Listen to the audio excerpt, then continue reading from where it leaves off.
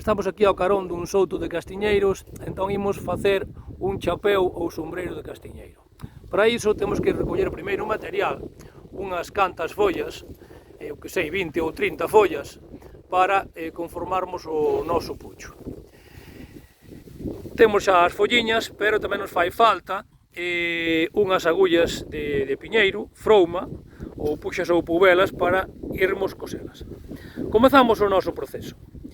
Xuntamos dúas follas ben igualadiñas e poñéndoas así en plan triangular, xuntándoas na punta e abríndoas na parte do peciolo. Empezamos a furar pola parte de abaixo, sempre desde abaixo cara arriba e desde dentro cara afora, e pechamos a última, temos que pechala contra dentro para que non se nos vexan as puntas do noso fío natural que é a frouma ou a puxa.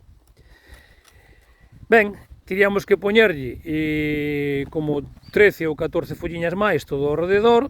Fixados como quedaría unha especie de habano que convertemos despois nun cono.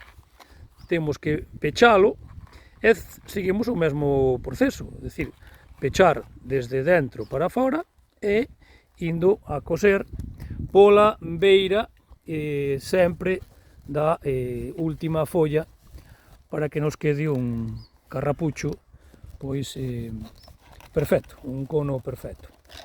Evidentemente, pois o número de follas oscila en función da cabeza que teña o rapaz ou a rapaza que o queira facer.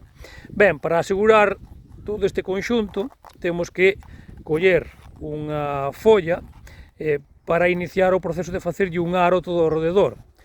Facemos dúas funcións, unha estética, que é tapar todos eses peciolos que quedarían ao aire e máis as puntas das agullas, e outra que nos aseguraría perfectamente pois ese cono. Entón poñemos unha, sempre furando do medio cara ao peciolo, e poñemoslle xa outra, furando sempre a anterior, para unila a que lle ven a seguir. Vámolas cosendo tamén con esas tres puntadas, como fixemos anteriormente, as follas que están no sentido vertical do cono.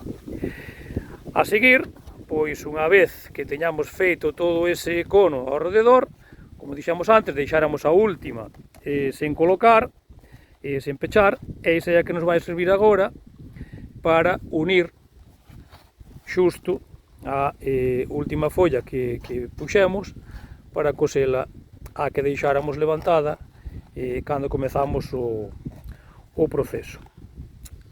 Entón así xa nos quedaría pois o noso chapeu perfectamente feito e pronto para poñelo na cabeza, despois de cortarlle as puntiñas que sobresaen dos peciolos ou tamén das follas, das agullas. Así non nos mancaría no noso coiro cabeludo, e así xa teríamos o noso pucho pronto.